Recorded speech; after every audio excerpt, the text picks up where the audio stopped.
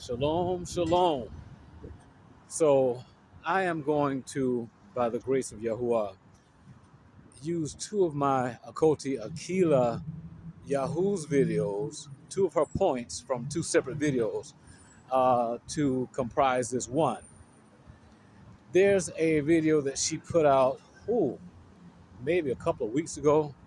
And Akoti, forgive me if I get it wrong, but I've not gone back to reference it. But it's where she was talking about, where some people are preparing to perhaps move away geographically uh, in response to the return of Yahusha.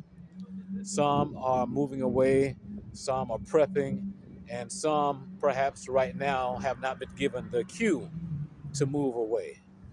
Some perhaps don't even have the means right now to move away, so they are standing still, even though there are many voices out here on the airwaves that are saying, you need to go, you need to leave.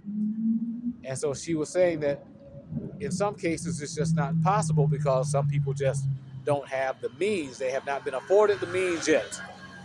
And sometimes the means don't necessarily represent money. The means is even in Ruach. If Yahuwah has not given you the green light, the go ahead to do it, you can't move until you get the command. You've got to wait for the signal. Okay, that's real talk. Otherwise, you end up getting yourself in a world of trouble. So that's the one video. But the second video that she put out that I need to bring into this is one where I think it was today, which is today is Sunday according to the Gregorian calendar, December 14th, and she spoke about hypocrisy based on those who would put out messages regarding being Kodesh, being separated, but yet they're still out here doing all type of dastardly stuff. So in response to that, and combining that with the message about leaving, though, folks might not have the means just yet, have not been given the signal just yet, this is something that has come to me in Ruach, which is this.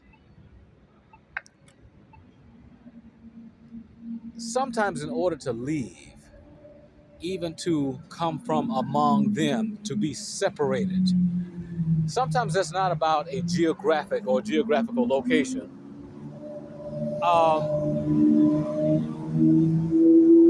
Sometimes it's really more so about where your mind is, where your ruach is. You can literally be in the physical location of Egypt.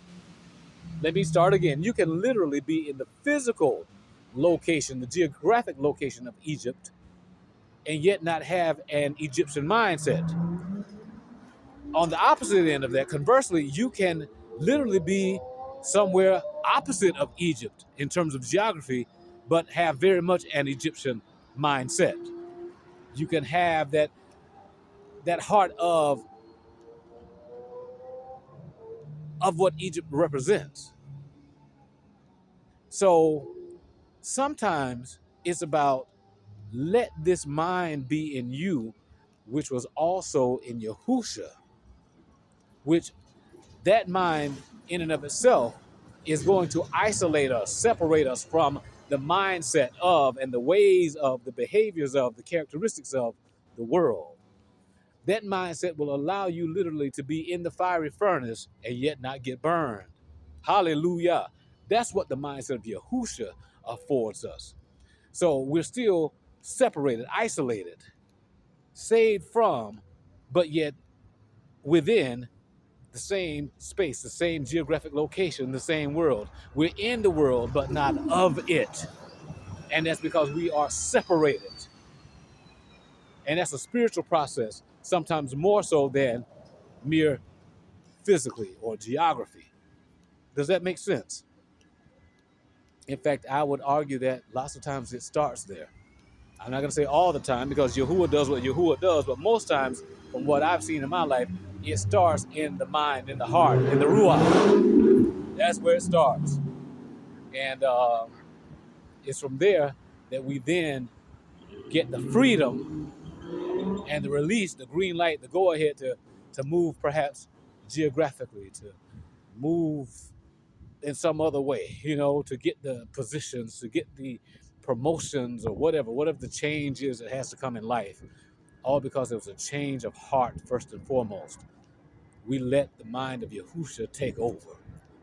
We let the Kodesh Ruah of the Most High enter and intervene, cleanse us, change us, so then we can literally be inside of Planet Fitness and not get caught up by all the spirits that are inside of Planet Fitness.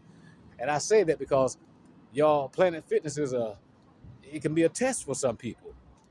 I put out a video by the grace of Yahuwah some months ago entitled "Lower Your Gaze." Lower your gaze. Yeah, he had me to look at myself and in the eyes of others, and perhaps others through his eyes. I think I said that right. I hope I said it right. But basically, just looking at how people are attired and their behaviors there and so forth, and taught me just lower your gaze. If you look at some of this stuff too much, you might be consumed by it. So get your eyes off of it. Don't have your focus on anything that could entice you. Don't have your gaze on anything that could influence you negatively. Lower your gaze. So he's showing me how to be there without being a part of what's there. Trust you me, there's a lot of stuff there.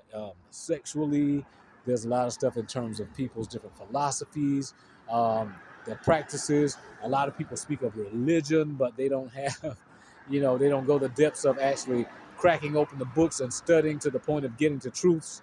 So they come in with a lot of different viewpoints. But again, it's being in him that allows me to remain safe while they're in that space. And also, while being in that space, he's allowing me to learn some things about him, about myself, even in him, and also allowing me to sow some seeds into others just by being in that space.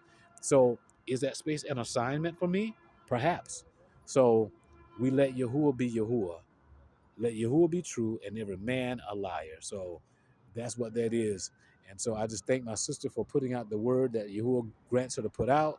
And I hope that what I've just said and shared with you all about letting this mind be in us, the mind of Yahusha, acting as that point of separation or division from the world, I hope that makes sense also. Hallelujah in Yahusha's name. So be it, and so it is.